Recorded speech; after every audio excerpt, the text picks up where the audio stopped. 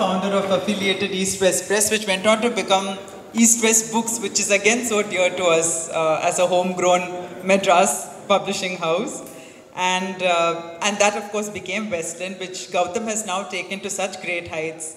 And he is now expanding the scope of traditional publishing with the newer modes of storytelling that Pratilipi offers. So please welcome Gautam Padmanabhan.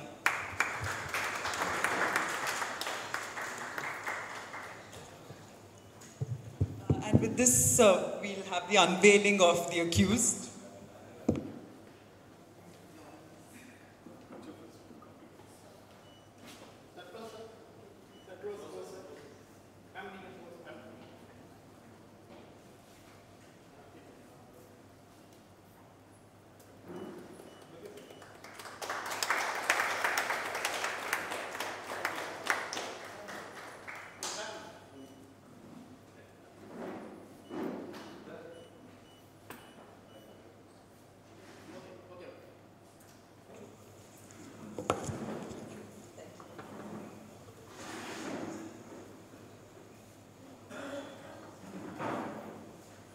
So I think a lot has been said about how fast-paced the narrative of this book is, but then I think what I'd like to talk about is the wry humor that you bring into the book first. And I think I should contextualize all this with our little adventure yesterday. Yeah. So we decided to meet yesterday ahead of this event to discuss what we would speak and all of that. So when we arrived, of course, it was Sunday afternoon. Amethyst was completely full. And she was sitting in the heat, like in the garden, and with the we mosquitoes were like, for company. Yeah, like lots of kosu, lots of heat, and we were like, so then we saw this empty table with a fan, and I was like, there's this half-drunk cup of coffee there, and nobody's sitting there. And a finance book that was open. Two books, one management, one finance. Yeah. So then we thought maybe it was like, maybe someone just left it behind and went off, and she's like, no, that guy is sitting here, and he was on the phone. He was literally making deals, talking finance while the book was open there. Yeah, the book was open there, and he was like sitting in that place filled with kosu and heat, and he was like making deals. Yeah. And it was a pretty boring, like we couldn't even eavesdrop. It wasn't a fight with his wife or anything, which would have been entertaining. Yeah, so it was just 25, 45, some percentage completely went over my head. Yeah, so then I'm like thinking, what do we do? And I'm thinking, poor thing, she's been calling me the lovely Nandini Krishnan. Should I just be Larry David and go up to him? But before I could, she turns to him and says, are you using your table? And this guy makes some vague expression, like, and we were like, okay. So we watched for some more time, and his conversation was really loud and boring. So then we thought, I said, maybe if we ask him if we can sit there till he finishes either, and she just turns around, she's like, can we? And he said, please go, please stop talking to me and go. And yeah, we nearly ate his food, but then we had the grace to send it to him. Yeah, thankfully the next table got empty, so we moved from here to there, and he got confused and came and sat with us. Yes. And we pointed him to his finance. Like, no, you're there. Oh, when did you move? Why did you move? No, but when we moved also, it was like this, I mean, we were theorizing about his life. There was this man with a child. There was a guy with a child. He looked so bored, and he looked like he was regretting every moment of his life up to that point. Including the child. And we just looked at him, like, we were wondering, do you think he's like what would be his side piece? Yeah. So we were wondering whether his girlfriend had left him with her kid from another marriage, or whether it was his nephew, or whether it was his turn. Yeah, his turn with the kids that day. The baby, and he doesn't know what to do with it because he gets it only for the weekend. The child was looking even more bored. I don't know why. And then we heard the word bill, and we just made our way to that table. We literally got up and said, did you say bill? Yeah. You said bill. Okay, I'm sitting here. And then he left with the kid, and sometimes, so then we were like, we've set the tone now. We know each other well now. So. And we spoke about everything except the book. Yeah. But then I still have questions. So. Yeah. But you told me that as a child, among the things we spoke about which didn't have to do with the book, you said as a child you wanted to be a spy. I wanted to be a spy. I watched Spy Kids and I wanted to be a spy. Unfortunately, I'm extremely clumsy. So my mom said, so I don't think you're cut out for this life. Yeah. So. Is that what inspired your bumbling inspector character? Yes. I wanted somebody who was like, who could give like vindication to the young, starry-eyed me. Okay. So, but I mean, so you also wanted to be an author, but you ended up studying fashion, among other things. Yeah.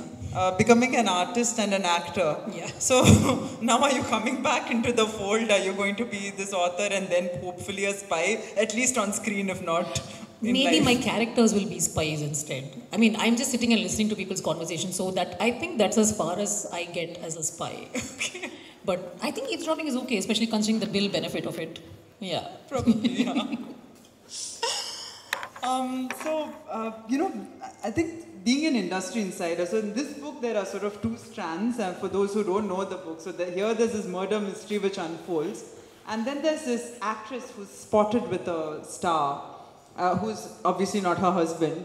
She does have a husband who's a producer, and while they're thinking of how to cover up the scandal, she decides to go away for a bit and be away from the media glare, and she gets hooked onto this murder mystery, and that's kind of where the two come together. Now, I think, being an industry insider, you try to portray the industry in as realistic a manner as you could, because, I mean, there's no glamour here. A lot of it is what happens behind the scenes on the one side, and the other also the kind of social media reach, like now especially, it can be a huge advantage and it can be a huge disadvantage. So do you want to talk a little bit about that, about, let's say, I mean, being in the industry, and maybe what you observed about it, which made you want to portray this part of it, this side of it, which not many people who are outside will even know? Yeah. So the biggest thing that I have noticed being in the industry, yes, I've been here for long, but I'm not an insider myself. I am in the industry, but I wouldn't consider myself core part of it. So the biggest thing that I've noticed is every single time somebody finds out that I'm an actor, they want to come to a shooting spot because they think it's going to be glamorous and fun and exciting. And the first thing they do is the light will set up and they'll change. And they'll change something else and they'll change. And we'll do half an hour of testing, this and that, light variation. It looks like it's going to rain. Some property is in the way. There's a clapboard. There's something. And they get bored within half a day of coming to my shooting spot. So I was just thinking, everybody thinks that the film industry is something absolutely glamorous, absolutely exciting, and every single day is going to be exciting, but that's really not true. The only exciting day is when you sign a really good project, when you get a really difficult shot in the first take, and when your film does really well. Like, these are the only exciting days that I can think of in the film industry. So I was just wondering, do people really not know how dry, boring, difficult, and how many social niceties and politics are there that's actually makes it very hard for an outsider to survive? And the main character Pooja is an outsider, and she has to really fit into Sanjay's glitzy world. So I just wanted people to understand, or just realize in a tiny way, that yeah, you see all the photoshopped, airbrushed, finished look of it, but behind the scenes there's a retoucher working his ass off. So something like that. Yeah. And again, you mentioned Pooja and Sanjay. So Pooja is this beautiful girl who's done one film and it's a huge hit, and there's this chemistry with Dee, who's the superstar. And I mean, the D itself comes from Dheeraj, which was his name in the film, First right? film, yeah. First film. So now she chooses to marry a man for sort of safety and security, right? And I think safety and security are a kind of constant theme in this novel. Yeah. So part of it is this marriage is safety. Second, the idea that you're safe in your own home, because she doesn't even install CCTV in her parents' home where she goes, despite having experienced a break-in already. So there's this illusion of safety. Would you like to talk a little bit about that? I think that is something that a lot of people, the main point for me in that is that if you think of violence, if you think of, the biggest thing that everybody says is, if you don't go out of your house, you're safe. And unfortunately, if you look at statistics, that is not the case. And while we may think of every single place that we're familiar with and we let our guard down over there, my point of view is there's literally no place that a woman, nowadays even men, can let their guards down. There's literally no place like that that's left. So I was just thinking about the fact that she comes to a place that she's grown up there, she's feeling extremely safe, she's feeling extremely comfortable. And you just know, because when you watch a thriller, you just know the moment they start getting comfortable, the moment they're chilling in a bathtub with a mask on, that's when something bad happens. So I was just thinking, yeah, that happens in a horror movie, but it also happens in real life. How do we show that in a way where that's not very grotesque or macabre? And also, I mean, when you're speaking of safety in your own home, I mean, there's a character, she's not even able to say marital rape. When she Googles a person who undergoes this, and she Googles my husband had sex with me without my permission. Because it's such a taboo, and in fact, I mean, there have been so many judgments about this, saying there are other It's not laws. yet illegal in India. Yeah. Essentially, it's not that it's not illegal, but they say there are other judgments, there are other laws which take care of it. So marital rape by itself cannot be. It's not a crime. Yeah. Yes. And at the same time, you have this whole restitution of conjugal rights as usually a first step to divorce. But the fact that it exists, you know, and that marital rape is a reality for so many women, and they feel they can't do anything about it. And it's one thing to be a woman who can't do anything about it. It's another thing to have 1 million followers and still not be able to do anything about it. Yeah. I feel like power is an illusion. And especially when it comes to women, yes, we feel like we've achieved a certain amount of equality in the world, but have we really? Because at the end of the day, if you look at America as an example, your rights can be taken away in an instant. So she has 1 million followers, and yet every single person points at her even though there's no mistake on her part. Like every single time something bad happens, the attack is towards the woman, whether it is moral, whether it is emotional, whether it is physical, anything, any judgment is automatically goes against the woman when it comes to the public eye. Yeah. So I feel like when it comes to the aspect of safety and a crime like this, I think the biggest factor for a lot of women is that you can't say the word out loud, because for you that makes it too big. It makes it too big a deal for you to deal with. And while I'm not married, I have not had an experience with this. I have heard so many, not necessarily friends, but acquaintances talk about how it's a normal thing. Yeah. And how it's just, yeah, but he's the husband. And I just, the more I hear that, the more I think, wait, what? Do I really want to get married? Is this a normal thing? And I feel like it takes away your bodily autonomy under the guise of a connection. Yeah. Or a relationship. And that relationship is above everything else. And unfortunately, that is a norm in almost every country nowadays. It's just getting worse. So for me, it feels like no matter how powerful the women at the end of the day, no matter how, even if her husband is absolutely nothing compared to her, in this situation, he still unfortunately wields more power. Yeah. And also the fact that, you know, see in normal life, like there has been a case of a lynching in Kerala of a man in 2011 because he was having an affair with a married woman. Okay. I mean, and that, whereas if he were a star, as he is a star here, he's just a playboy, you know, and it's the married woman who's a slut, right? Yeah. So, I mean, the fact that here she takes all the flack for this, but he just gets away, he's just a playboy. Yeah. And there's this whole thing of, oh, she seduced him. Yeah. Right? So the fact that women see, I mean, is this something like, you know, which you must see a lot of it, like the industry was also in the center of the whole Me Too thing, and there are so many, and most women actors, especially in the 80s and 90s, would be accompanied by their mothers on the set. I don't know if it really helped. It helped a lot. My mom always used to come with me. Even now she still comes with me when I'm shooting, so it helps a lot.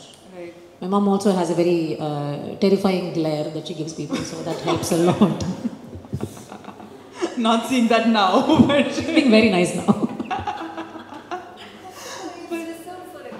Yeah, she does this. She puts her glasses, she looks and she raises one eyebrow and she's like, why are you talking to my daughter? She gives that look, which is very scary. So, but somebody who's, I mean, in this case, the actress has run away from home to join the film industry, and obviously the parents have kind of disowned her and not there. So then you are so much more vulnerable, right? Like, so Me Too is a real thing in the industry. And I think, I think what you've done in the book is that you have, while not kind of focusing on that, you've written around it, like, and I'm not saying that you did it to avoid writing about it, but I think it's far more effective that way. And also in the book, I mean, what seems to be one crime, like, turns out to be something far more sinister. Yes. So tell me a little bit about your engagement with crime, like you do watch true crime. I have not committed any crimes. I will make that very clear first. Except maybe jumping 1 or 2 signals long ago, but not anymore. I do consume a lot of true crime. I'm not going to say that I'm a fan of true crime because I feel like that would be very disrespectful to the actual victims. I do consume a lot of true crime. It actually started because I read this book called The Gift of Fear. I don't know if anyone's heard of it. Every single woman has to read this book. And I read this book where Gavin De Becker, I think his name is, yes, Gavin De Becker, he's an FBI, ex-FBI guy, and he talks about how women, gives examples of how women were victims of crimes because they ignored that 1 second of instinct that told them something was wrong. So I started watching, I actually started listening to going and checking out the crimes he had talked about. And I kind of got into true crime because of that. And I started checking out what's happening, where, why it happened. And it was more of a rather morbid curiosity to be like, okay, I can make sure this doesn't happen to me. This is how I do that. And then it started becoming an obsession where you go on like various forums like Reddit, and you don't even go to 4chan, is the worst hell site on the planet. But you go on all these sites and you see these people talking about these victims in a certain way, and there are other people saying that I know what happened. I know this is what happened. How do you know what happened? Like, were you there? And if you were there, then you shouldn't be disclosing information. That's private business. So for me, it started with an obsession as to how do these people know what happened? At first I believed it. I thought, okay, there's somebody anonymously who was involved who's talking about it. And then the same person will be in 10 other pages saying that they know what happened. I'm like, ऐसे कैसे हो ये ना यहाँ पढ़ रही है? Like, what are you doing? I thought, okay, maybe, okay, शायद police होगा, like he's some sort of policeman who's leaking information because he's like fighting for justice behind the scene. No. He's just some idiot who's free, possibly sitting on his toilet and typing away in the morning when he's got a lot of time. Like, it can't be anything else. So I started wondering, what if this actually turns into something that happens on mainstream social media sites? Right. Like places where incels and like people who hate women and people who hate men don't, like, congregate. Unfortunately, most social media sites have become that nowadays, so there's no escaping it. But I felt like this whole jump into true crime and this whole getting into this thing was a curiosity that was triggered by people claiming they know everything rather than the actual crime itself. Right. So I became morbidly curious as to how do you know, and then I started going to their profile and seeing what they're typing, and nothing matched with anything they said. Right. In one place, I'm a woman and I would never let this happen to me, and another page, he's a man. In another comment, he's like a trans man who's just come out to his family and he wants people to support him. I'm like, each page you are somebody else. Like, unless 20 people are using your account, that's not possible. So it kind of came from that point of view, and the whole social media debacle came from that point of view. I mean, because you mentioned policemen, I mean, I'm really fond of your bumbling inspector guy. I mean, he's just so lost. Like, there are amateur sleuths who are doing a better job than he is, and it's kind of like, and then there's also this whole complex because he wonders whether he had it easy. I mean, he doesn't wonder. He knows he had it easy, yeah. Because of his father-in-law being a senior officer in the police force. So tell me a little bit about this character. How did he occur to you, this Inspector Rakesh? I'm a big fan of Johnny English. I love it. I love Johnny English. And I was just thinking, what if he actually wasn't accidentally suave? What if he actually messed up every step of the way? Right. And it actually, how he just walks coolly and just looks around and then he sees the staircase and he just walks down. And I'm just thinking, what if he just stands there wondering, should I go down the staircase, should I jump? Should I go down the staircase, should I jump? Like, that is the inspiration. I was just thinking, imagine a character that just has the worst luck on the planet. Right. There you go. And I have to tell you this, I mean, not giving much away, but there's this one thing where there's a leak from inside, there's an internal leak.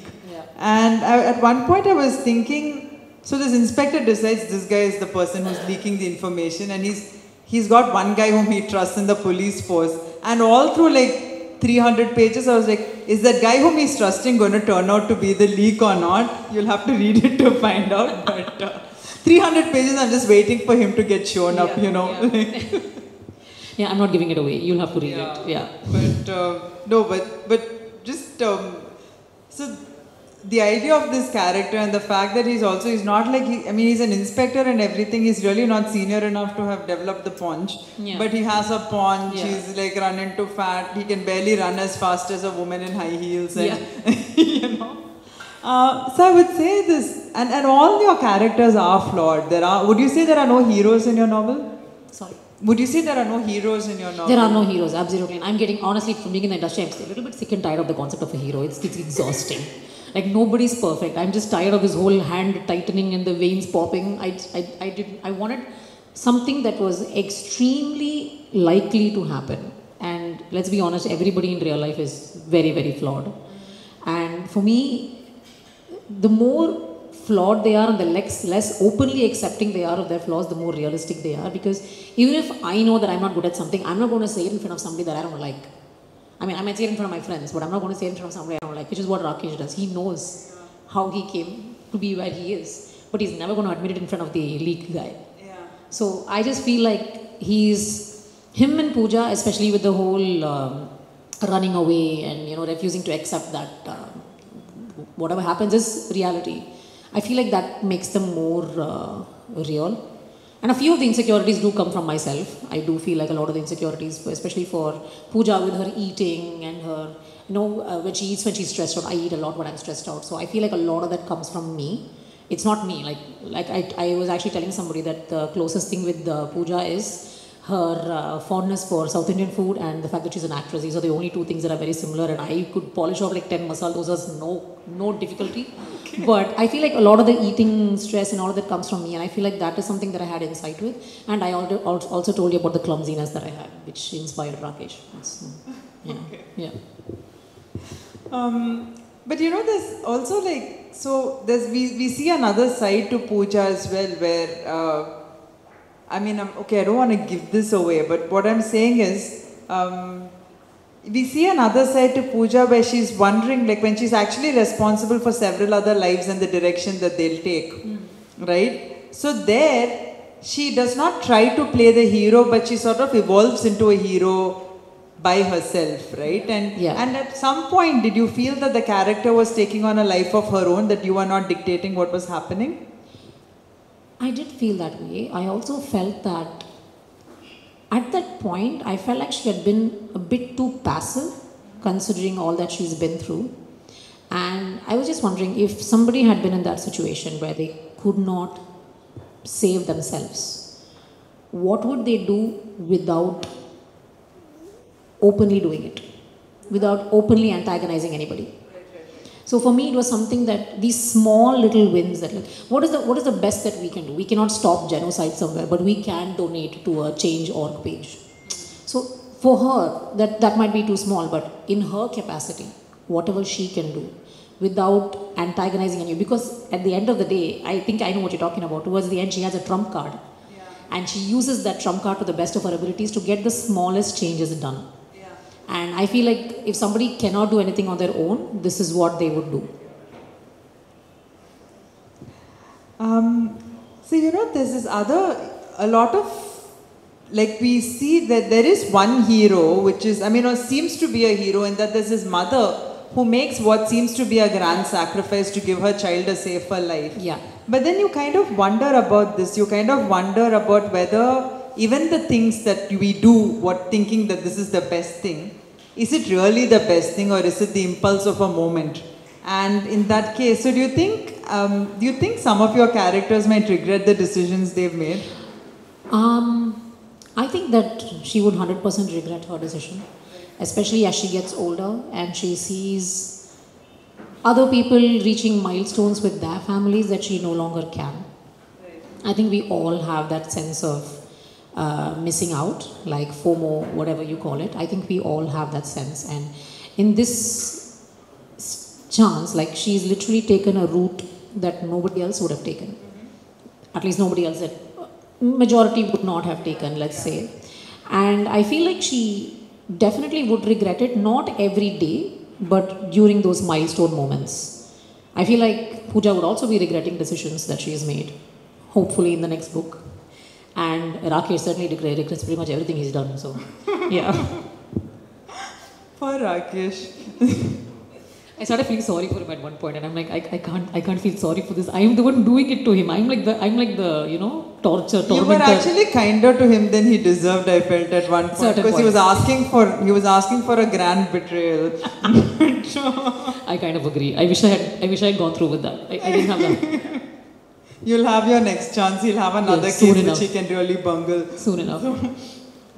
But this other thing I wanted to ask you, you know, like our generation of women, I mean, our generation of men, I would say, are very engaged with their children. I mean, the exception being the guy we saw yesterday. Oh yeah, not that guy. No, he wanted to escape.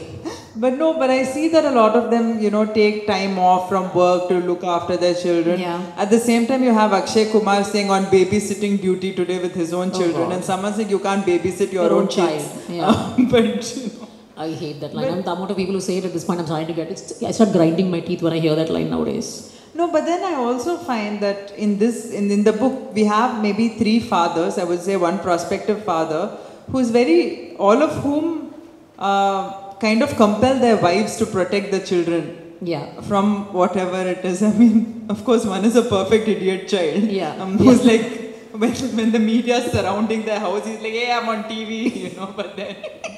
And he's not young enough to do that. To do that. Maybe 10. I think that's still too old. Yeah, it's still too old. Yeah. But then I wanted you to talk a little bit more about mothers and motherhood and the role that you feel mothers play in the lives of their children, because a lot of times, especially when they don't have supportive husbands, they are forced to become sort of tigresses protecting their cubs, right? Yeah, I actually didn't realize I had done that with all 3 mothers. That was something that I must have done subconsciously. I never noticed it. Oh, wow. Okay, that's interesting. No, I do feel like mothers are everything. You can see the dedication. I feel like mothers are everything. And I feel like a lot of the time, especially with the social media and, this whole emancipation from parents trend that's happening, I feel as if we tend to ignore fathers. And we tend to villainize mothers, especially here. And even when the dad does the smallest nice thing, we're like, oh, my papa's so nice. Like, there's a reel that goes around saying she got some girl said she likes mangoes, and the next day the fridge was filled with mangoes. And I'm like, okay, your dad did that once, your mother does something for you every single day. And I feel like mums are villainized a lot. And I feel like we don't understand and we don't appreciate, especially when we're teenagers, I feel like, including myself, we do not appreciate the amount of effort and sacrifice that parents in general, but let's be honest, in India it's mostly mothers, that they make for their children. And I feel like we tend to, like, even when it comes to, if you notice crimes, if a father kills a child, he's he's a drinking guy, blah blah blah, violent, he goes to jail. If a mother kills a child, the sentence is usually 4 to 5 times harsher than that the father gets. Like, that is a stat I was reading some time back, and it was one of those true crime, whatever rabbit holes I was going through. And I was looking up examples, and there was this one case where this woman's all her children kept dying, and it turned out to be some random anomaly of a disease that it was very, very rare. Okay. But she went to jail for murder, and everybody started beating her up. The women in the jail apparently assaulted her multiple times. Still, they found out that they were dying because of some rare disease. And I feel like if a father had done that, nothing would have happened. Yeah. Nothing would have happened. And I feel like we don't realize exactly how much our mothers do to protect us, and we don't appreciate it enough. When I'm older, I'm able to say this. I'm 35, I'm able to say it now. I was able to say it when I was 25. If you ask me when I was 15, I'd be like, I don't like my mom. She's mean. Some bullshit, like she won't let me meet my friends. Some bullshit like that. But I feel like as we grow older, we tend to realize that. But that is something I never realized I had done for all 3 mothers. I didn't realize that I had done that. That's very interesting. Yeah. Yeah, an interesting insight. I'm sure my therapist will have a field day with it. No, but it's also, I mean, what you said about women getting sentenced. I mean, there was actually a case, because I also watch true crime a lot. And I find it very interesting because I'm interested in psychology. I like how people's minds work, and you get addicted to it also. Yeah. And of course, Not healthy. It's also a safety thing. It's also a curiosity thing. It is morbid curiosity after a point. And like sometimes just to see how deranged people can be. Oh my God.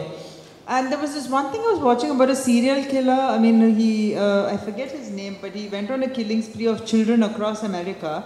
And in one particular case, the mother was arrested for 12 years because people felt she was alone at home with the child when there was a break-in. I think you know the case. I think, yeah. This happened in the South. Huh? Happened in Southern America. Yeah, I mean in the south of America. South America, in the not Bible South, Belt. not South America. Yeah. So she was alone with the child at home, and this guy had broken in, and people felt she had staged the whole thing to murder her own child. And she was like, "Why would I murder my own child?" And she actually spent 12 years in prison. And the killer was. Like everything pointed to this man being involved, and I think she was finally released or whatever. But 12 years, I mean, that's like you can't get it back.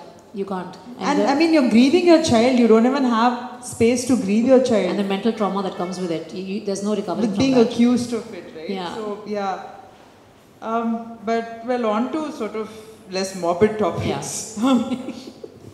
But then again, like, you know, when there are a lot of women characters who sort of take control of their lives or try to take control. But what I find interesting is very often they are deprived of agency by the men in their lives, okay? Yeah. But sometimes they are also deprived of agency by well-meaning women friends, yeah, right? Yeah. So we spoke about this, yes. Yeah. I think that's something you should talk about, because I think a lot of times we tend to blame men for what happens to women, but it's often women who are to blame for what happens to other women, right? Yeah, it is. And rather than saying it is intentional, I feel like a lot of the women, like you said, well-meaning, do not quite know the full picture and always seem to assume that they know better because they have their best interests in mind. I feel like more lives have been ruined because of I have your best interests in mind than actual willful intent to ruin someone's life. And in this particular case, I feel as if, yes, she did not know the entire backstory. Nobody except the characters involved did. Even they wouldn't admit what really happened, even to each other, even to themselves. But I feel like in this case, this is something that could completely destroy any chance that the other character has to escape or flee. And it's not something that people quite understand the seriousness of how bad something like that is. Yeah. It's just a simple thing. Why do you get angry about it? It's something that, like, you've taken away agency from the other person. Yeah. Not just agency of their own thoughts, or their own happenings in their lives, but also of their bodily autonomy. And I feel like it is not villainized as much as it should be. Yeah. Honestly. Because intention is given so much more importance than outcome, right? Yeah. Like, outcome is like actually everything. More important, yes. Intention is important, yes, but if the outcome is not what we want, at the very least you can do is apologize, even if you cannot make amends. But people don't do that enough. Yeah. And I feel like women, not just women, most families, most people, most friends always say that, no, but it was you, I had your best interest in mind. And they feel that they've done the right thing. Yeah, even if you say otherwise, I feel like there's a bit of ego that comes into play where, like, I cannot possibly do any wrong because my intentions were right. I feel like that comes into play a lot, and nobody quite admits it. Yeah. So there is a part 2 coming. Yeah. I hope there are many parts coming. My favorite thing in the world is to watch series, like read series of books. So I'm hoping that this is successful enough to, warrant a series, or like at least a part 2. But yeah, fingers crossed it works. Okay, so before I'm going to get you a little nervous, but before that, I think just to make you laugh, just to make them laugh, I think the first thing you told me was your experience of being trolled. Oh yeah. Please tell us about it, and please tell us the what most your troll comical said. Trolling I get when I post anything in English. There's this one uncle. I'm going to call him uncle because he keeps calling me Papa. Okay, he keeps saying, Papa English varada. This is the comment that comes under every post where I post something in English. I'm talking about a book that I wrote in English. Obviously, I will speak in English. And he's like, Papa English varada. So I put uncle English varada uncle. Tamil varada uncle. Like every single time. English na pesuma Papa. This is the biggest trolling I've had every single time I post something in English. And yes, I agree, I do know Tamil, even though I have often said that எனக்கு மேட பயம் இருக்கு ஸ்பஷ்டமா வராது, all that bullshit. He knows what I'm talking about. But I feel as if this trolling happens in the most comical way. Like this random guy on the internet. I can literally imagine, okay, this uncle or like some random guy is sitting like in church or in a temple with his family being forced to be there, and he's like, I'm angry with my wife, I'm going to type something angrily over here on this random actress or heroine or something like that. And then they go off. I'm like, the most ridiculous. I don't like your outfit. I don't like? Your outfit. One random comment I got. Vest is not nice. Haircut not good. Grow your hair. Uncle, sorry, I cut my hair without your permission. Like, this is the most comical trolling that I get. But I think your Papa uncle is growing on you, because today you posted in Tamil saying, come to Amethyst. Papa uncle, please, inge irkingala? Illa. Okay, illa. He might be here for all you know. No, Papa uncle has his location in Tirupur or something. Yeah. Maybe he has 2 phones. Who knows? No, but yeah, this trolling thing that happens, it doesn't just happen to actors. I'm sure you've experienced it 100% just being on the internet. Any woman, even if you aren't a woman, if you just have the picture of like a random anime female character or like an actress as your profile, even a female goddess, you will get trolled. But I think you also, I mean, like if you make choices like punishing somebody who has a lot of college girl fans in your Oh my script. god. No, this thing she's talking about. When I finished Peranmai, I had just made my Facebook account because my friend Savya, is she here? She's not here. She's there. She made me make a Facebook account. That's my best friend It's over her there. fault. Yeah. She made me make a Facebook account, okay? And I had just finished Peranmai. I had joined Facebook. I was very happily posting about the movie, not knowing anything about the safety of the internet and all. And then suddenly the movie releases, and 2-3 days later, my inbox, like the other inbox, is full. Like it's like a double number, not even like single number, like 2 numbers. And I'm like opening it. How dare you make Jayam Ravi clean the toilet? How dare you be rude to my Jayam Ravi? Madam, he's not your Jayam Ravi. Your Jayam Ravi, the amount of messages I got from these, I actually deleted my Facebook account. I got scared. And like these girls are in college, but they're older than me. And I'm like, Akka, please, sorry, Akka. Tapu pante please, director killing. I ended up deleting my account. So yeah, that was trolling from women too. Yeah. Jayam Ravi fans. So now quick fire questions for you. Please cast all your characters, okay? Inspector Rakesh. Sedu or Siddharth. Okay. Siddharth. Yeah, because in he has a very pavam look that does very well for Rakesh. So yeah. Okay. Pooja Reddy. I had actually thought of like a young Vidya Balan, but I think Tamanna would do great. Oh. She's done a few roles where she does a lot of this glamorous at the same time very ordinary looking roles. Yeah. So I think she'll fit well in both.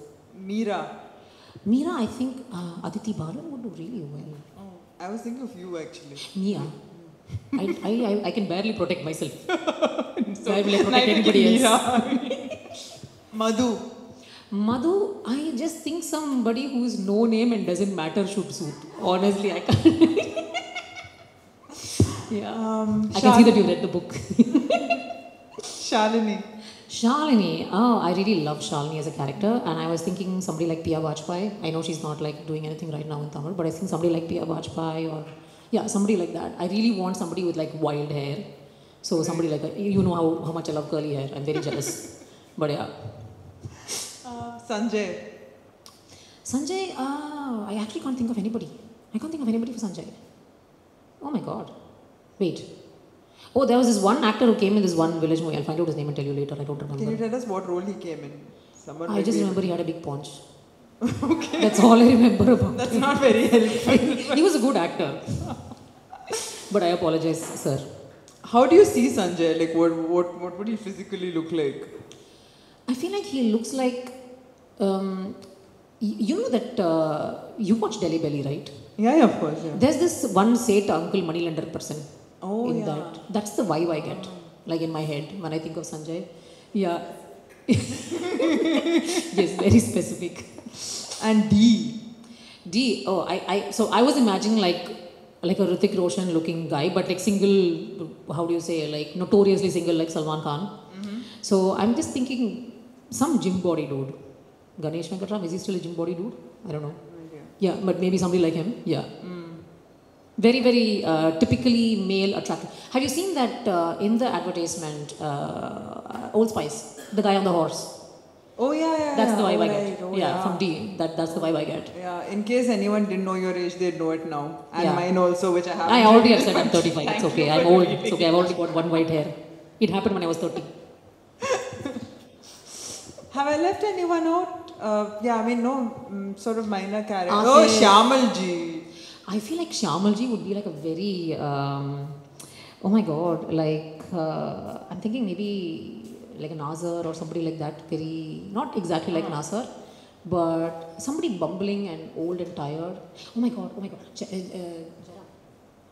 Jairam. Oh. He's too young. Yeah. I don't know, somebody like that. We'll find somebody. You can put white hair on, white mascara. I don't know. And Sanjay's mother. Sanjay. Oh, see. Okay, I know this is going to sound like a horrible move, but that singer, I forget her name, Usha. Usha Uthup. The big bindi. Yeah, Usha Uthup. Yeah, I imagine like somebody like her. Oh, she's so sweet, but then she could she's be sweet. so evil. Yeah, she could be so she evil. would play a very good evil mother-in-law. Because even in the phone call that comes, a giant bindi fill the screen. Yeah, Right? yeah, So it's giant I feel bindi like she on would the be screen. absolutely perfect for that.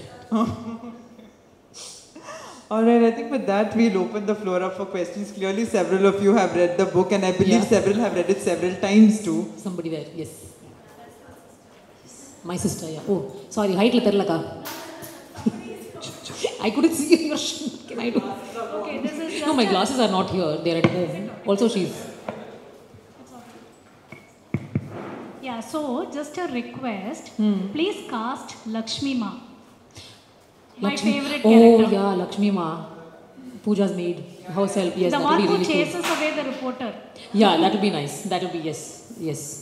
So please, if you don't mind. Kovai I don't Sarala. think Kovai Sarala. I don't think I'll be in charge of casting even if it happens, but please, whoever is taking up, please cast Lakshmi Ma.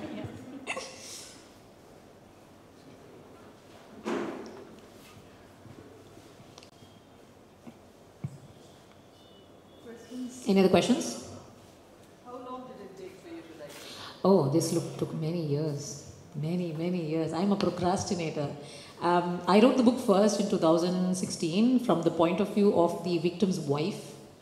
And I felt that was a little too whiny, oh, woe is me. I kind of got tired of her whining. So I stopped writing it.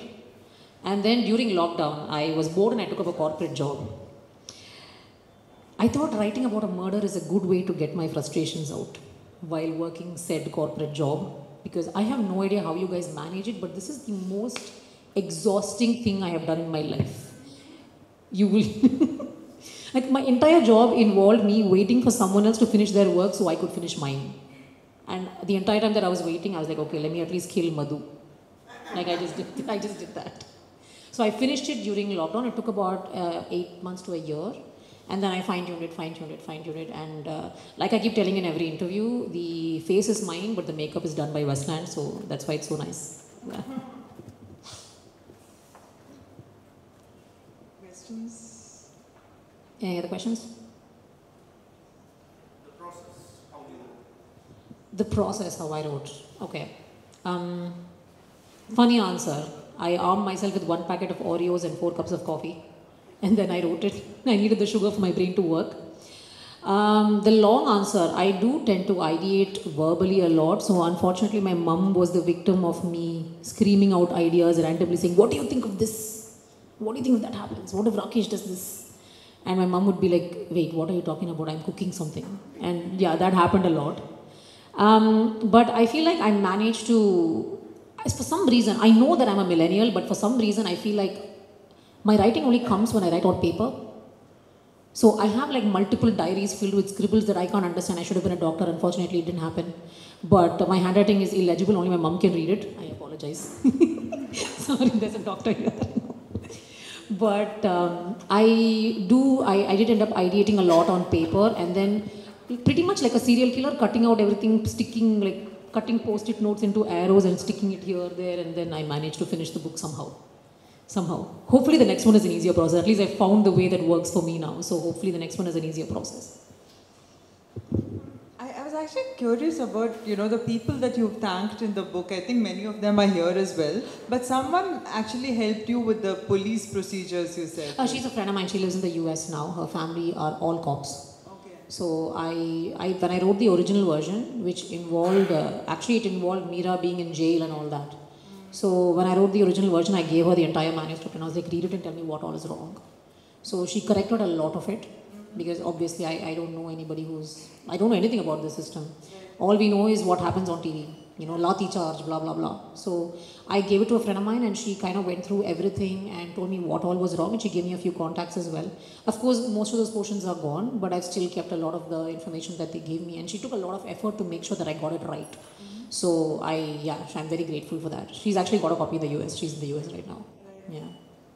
And I mean, because there's a lot of tracks in the novel, right? Like lots of, several strands in the novel. Yeah. So did you lose track at any point because you wrote it for a while? Yeah, I kept calling Rakesh Rajesh. Halfway through his name changed. Halfway through Mira's spelling changed. Halfway through Pooja, she became Reddy, it became somebody else. Pooja became from Reddy, she became Kumar, I don't know why. So I just kept changing the names, and then my mom was like, no, it's Rakesh, not Rajesh. You need to remember at least the characters you have made. They are your children. I'm like, okay, yeah, sorry. Yeah. Any questions? Half of you have read the book. Come on, ask me something. You've only now. My God. How do you like it so far?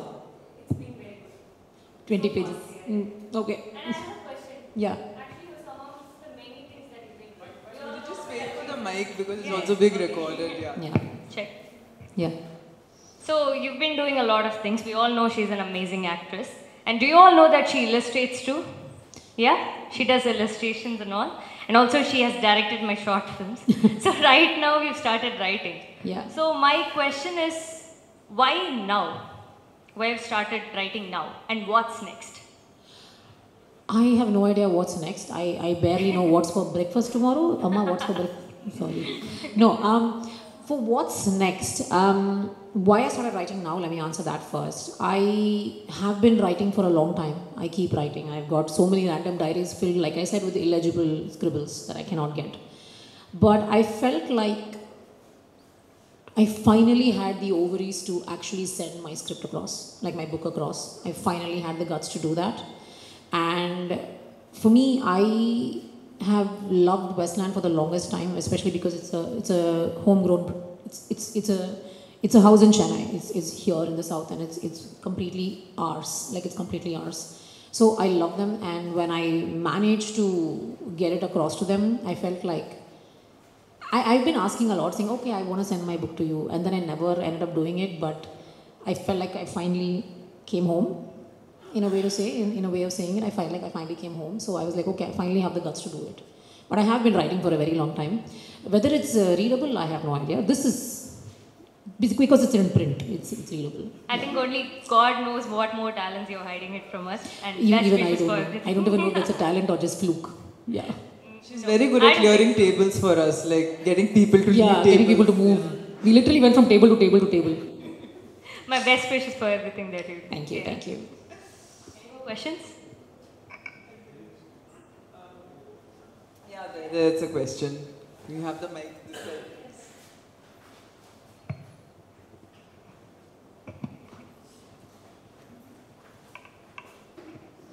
Hey. Congratulations. Thank you, I have thank you. many questions for you, but Yeah.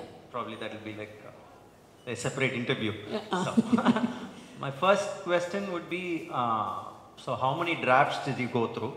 Right, that's the first one. Oh my God. You want to Okay. go one by one or? Yeah, we can go one by one. Okay. How many drafts did I go through? I think I have about one entire 500 GB hard drive filled with various drafts and like character sketches and pictures and like random crap that I was like, no, Rajesh will be like this, Rakesh, no, sorry. See? Rajesh. See? Rakesh will be like this. This is still happening to me. But yeah, so I have like an entire hard drive filled with various drafts that happened over 2016, then I took it in 2018, and then during COVID, I'd say at least 15, iterations. Second question. Being an actor yourself, right?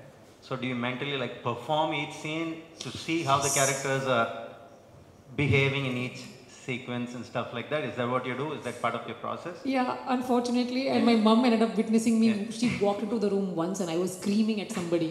She was like, why are you talking to the wall? Oh my God, you really have got mad.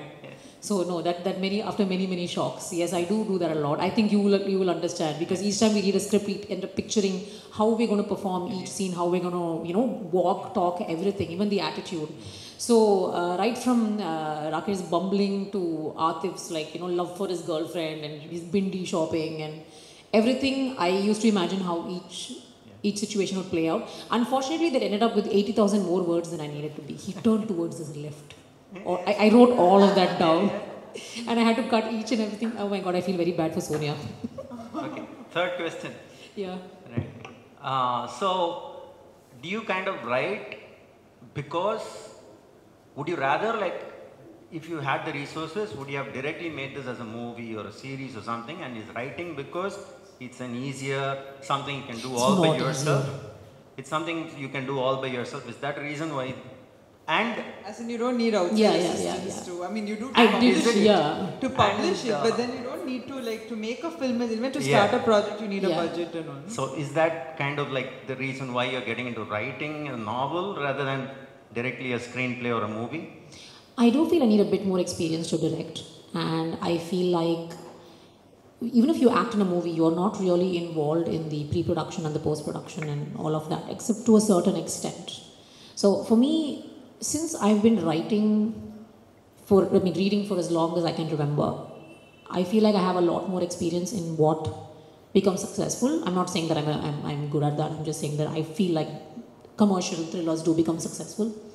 And I feel like as a reader who reads an insane amount of thrillers, and I read when the shot is getting ready, how much reading can you get done? Like you can read at least 10 books in one movie shooting. So I feel like I read a lot. So I feel like I'm a lot more experienced within quotes in this field as a reader to write. And being a writer is something that I've wanted to do since I was 13. I don't want to read what I wrote then, it's horrible, but I still, it's a dream for like little me, not so little, I was still 5, 6 then, but still little me. But in terms of direction, I am writing a script. I am writing, unfortunately, multiple scripts because like I said, I'm a procrastinator. And I hope to, rather than direct, I hope to give my script to a house I trust, like a production house I trust, and a director I trust. But I feel like with reading, with writing, I felt a lot more confident when it comes to writing a novel because I feel like since I read a lot more, I will be able to do a better job at this. And I've never directed, so obviously I don't know anything about that. I've not even been an AD, so I don't know. Yeah. So congratulations again, and Thank you. hoping this goes on to become a very successful series or movie or whatever, and all your dreams come true. And one funny anecdote, she just mentioned it. Yeah.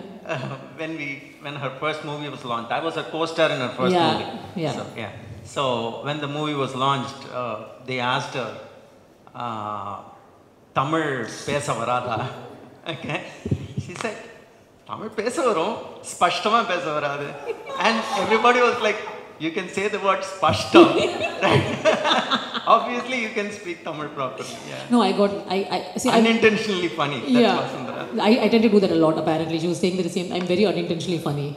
Would be nice if I was also intentionally funny a lot more. But yeah. Anyways, thanks. But thank you everyone for being here. Do we have any? We do have a question. Yes? No? Yeah. Yeah. Hi ma'am, this is Inia. Hi, Inia.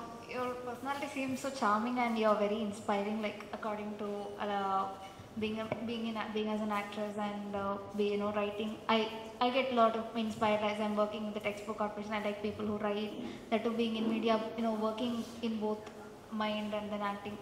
I would like to ask only one thing to you. What do you wanted to say to girls who are stepping into media, who wanted to be, reach great heights in media field? Do you want to convey?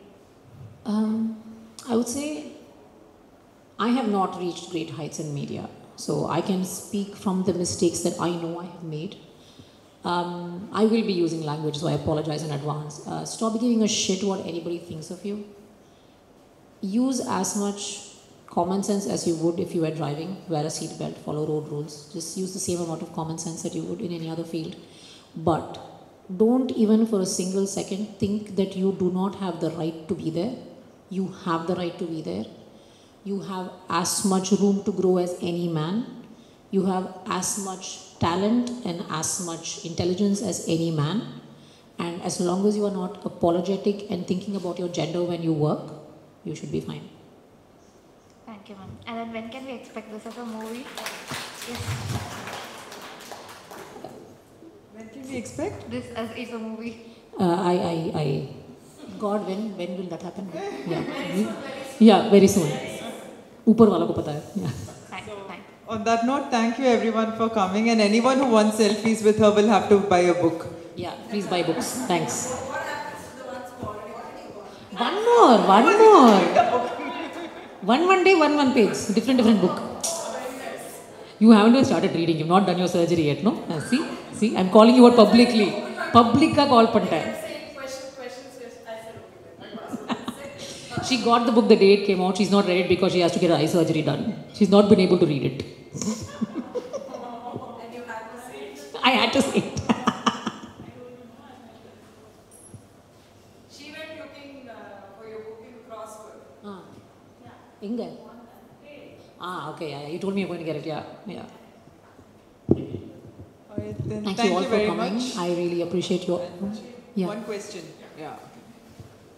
It's only when the school bell rings that everyone has questions. I swear. Obviously. So, first of all, congratulations. So, Yes. I came a bit late. So Oh, by the way, that's Shakina, that's Shami's makeover.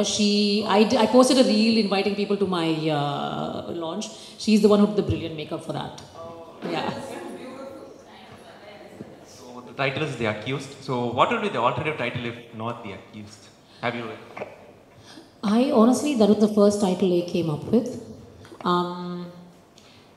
I had originally written The Woman something. My previous title for another book was The Girl Next Door, but this was something like The Woman, something similar to that. There was a trend going around like The Woman Scorned or something like that. But I felt like that was all a bit too gimmicky because it's not about one woman. When I originally wrote the book, it was about one woman. But I feel like in this case, I cannot think of any other title. It could just be the Book of Misunderstandings Caused by Social Media Trolls. Apart from that, I can't think of anything else. I think we should actually speak of the cover artist as in Saurabh Oh my Garge, who God, is just I love such the a cover. fantastic, Like seriously, Saurabh is. I think he's a treasure that Western has found because he did all my covers as well, and he's Oh, so I love them. amazing, They're yeah. very nice. I He's love just those so minimalistic amazing. covers. Just talk a little bit. Because he's the kind of person who emails you and asks you what your ideas are, how you envision the cover. So did you have that kind of discussion with him? No, I did. See, what I did, being the Mundri Kottai that I am, I had mocked up various. Okay, so I am an illustrator, right? When I was doing lockdown, I was working as a graphic designer, which, oh my God, I feel sorry for all of them. It's such a hard job. You have to move something to 1 millimeter to the left. That's the job. That's the whole job. It's exhausting. So I ended up mocking up quite a few covers for my own book, thinking that, okay, if I imagine it like this, I was reading this whole, I can manifest this into existence thing, which I don't quite believe in, but I was trying to convince myself that it works. So I had made like 4 or 5 covers for this book, and I think Sonia, my brilliant editor, like I said, she's face is mine, makeup artist is her. So my brilliant editor, she said, do you have any idea? You said that you had an idea for the cover. Do you have any idea? So I was like, I made a few covers. Let me send them across to you. And I sent them across, and they sent me back a bunch of things, and this just completely, it has absolutely nothing to do with any of my designs. Like literally not a single bit of my design is there, but somehow the vibe is there. Like I don't know how to get it. It's just same vibe as the cover that I had in mind. And he is a genius. I love this cover. I absolutely love it. Like I like it so much that I painted my face with it. I mean, she painted my face with it. So yeah. On that note, I think anyone who has more questions can buy a book, buy a second book if you've already bought a book and come. Yeah, buy multiples. I'm okay with that. If you like the book, give it to your friends. If you don't like it, give it to your enemies. Do whatever. Thank you again for being here. Yes, and a very big thanks to Westland. I'm so glad that I found a place where I feel so comfortable and I feel like I'm at home. So very big thanks to Gautam. You've done like all the books, especially the one, the Spies one that's coming out. That's my favorite author. I love her Lady Doctor's book. I'm so excited to get that one as well. And I'm going to get all of her books now. Yeah. It's out. I'm getting a copy. Yeah. Thank you all.